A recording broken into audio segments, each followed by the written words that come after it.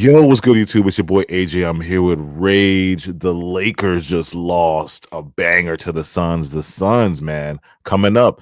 Make sure you guys hit that like button, subscribe. You're now tuned in the Hoops World. Hoops World. We played that I want to kill everything in front of me. So 670. we did it! I hit the streets just to get a bag. I pack, he got toe tagged. I punched the nigga for shorty. I'm John Woo with the 40. You not gang nor the homie. Don't bro me, no, you don't know me. Gang shit, members only. You wasn't there, I was lonely.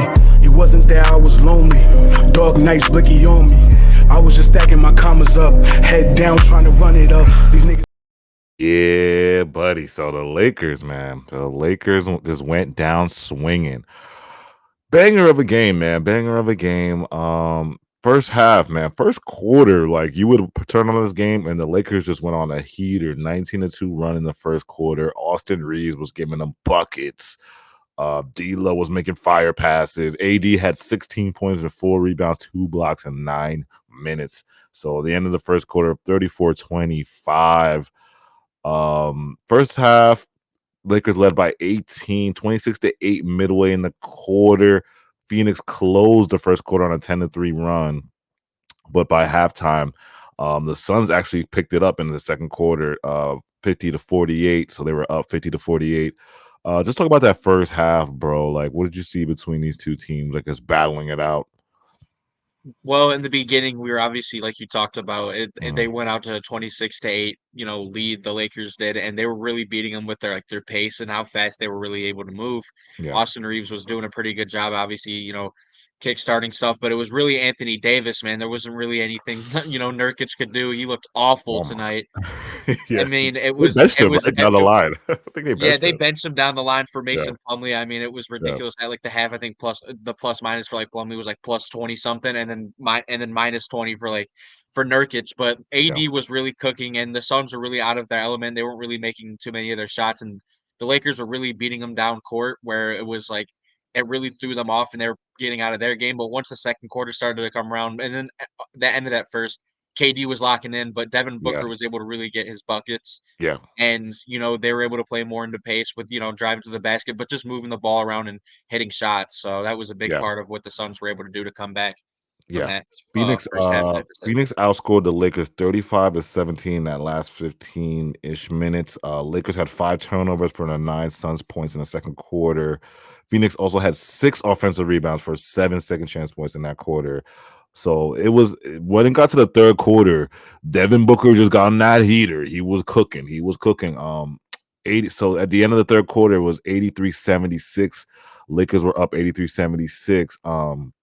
So to describe this game in the second half, it was just basically lead change, back and forth, back and forth.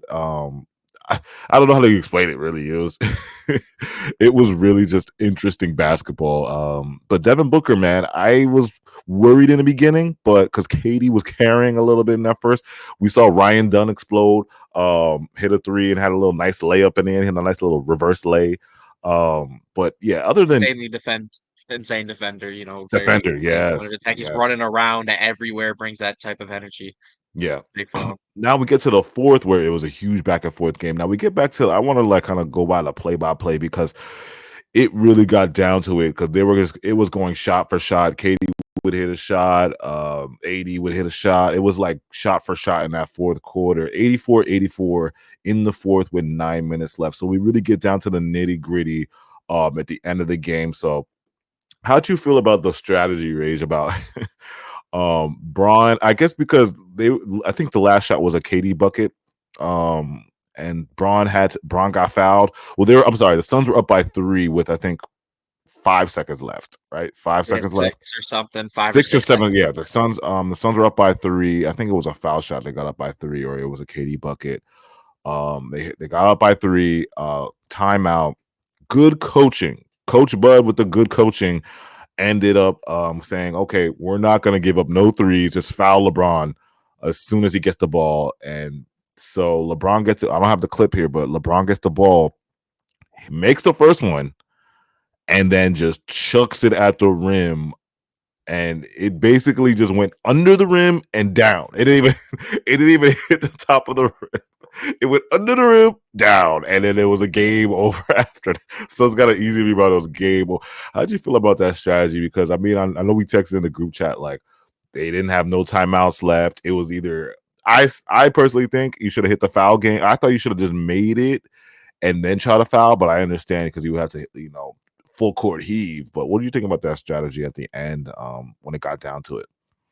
I could understand it, but it was the way he went about chucking the ball at the rim, and it just kinda, like, died. You kinda have to, at least a little bit more of, like, an arc with the ball Yeah, and just try to create more of an opportunity, but you could have, like, with 6 seconds left, I mean, you could have, like, made the free throw and then just foul instantly and try and figure it out and have something more down court and develop something better than that. yeah, But I mean, overall, it was just horribly executed, yeah, and it just completely messed up obviously everything, and they just were able to get the ball and, waste time off the clock, and the game was over for and the Suns were able to take it out, but honestly, I would have probably played the foul game, but, mhm. I can understand why they did what Yeah. they did just Because at the time LeBron where makes that they free could have throw. What is it? 109. What is it? You're down. Oh, 108 or something like 109. Yeah, that, 109, or oh, 108, something like that. And then you yeah, have 10 yeah, 10 yeah. yeah, they're down three, so 109, 108, and then like you have to call. Well, I guess there's no timeouts. You have to foul immediately. That's like 4 or 3 seconds.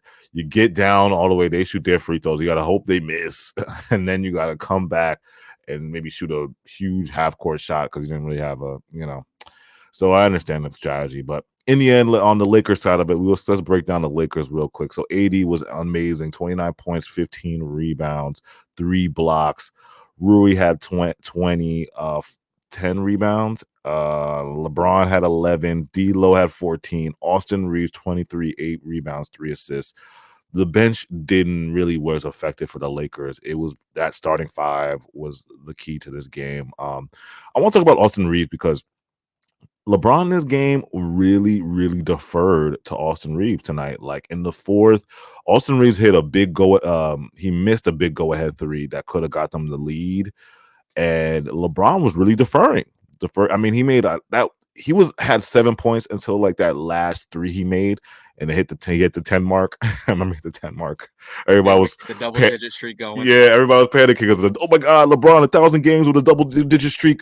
Oh, he's not gonna do it. And then he hit the three. It's like LeBron knows in his head, like I gotta keep the streak alive. So LeBron was not effective this whole game. I just didn't really feel his presence. And he still had, I mean, 8 assists and 11. He still had 8 assists, but he was deferring to Austin Reeves because Austin Reeves was cooking. Do you think he should have deferred to more Austin or AD in that situation? I mean.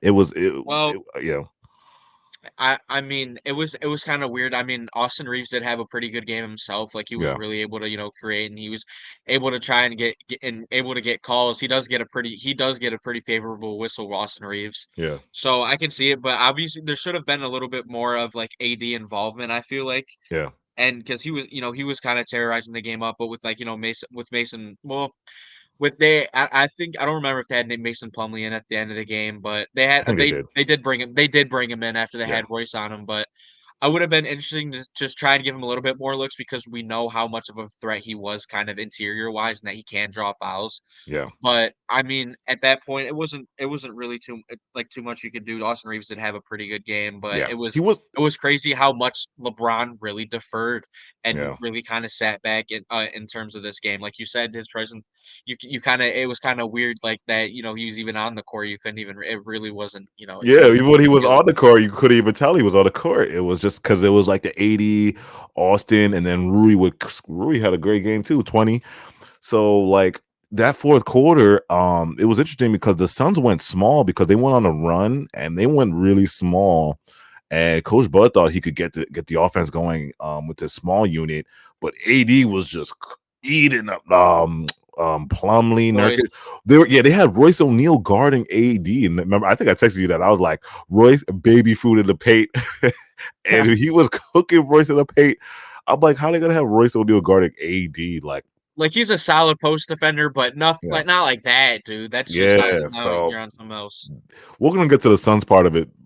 But just wrapping up the Lakers, like this is a good run. They were 3-1 starting off the year, and this was a close game. Like, I realized looking for the future, like the Lakers are it's gonna have to be AD led. Like, we know LeBron is the king and is he the greatest, all that, but this team's gonna go as AD goes because AD has a chance to go MVP status in the future because his stats, man, these first couple of games, like 30, 30, 15, 50, like these couple games, it was just insane from AD. He has the potential to really go on his MVP run because he's just so flawless. Like, he can rebound, he could shoot the mid, he could shoot the three in the post. It's just so flawless. And then he's one of the best defenders in the NBA. So it's like, how do you guard this man? So this is going to be an 80 led team, and Austin is going to get into his bag, and Rui going to have to get into his bag early. But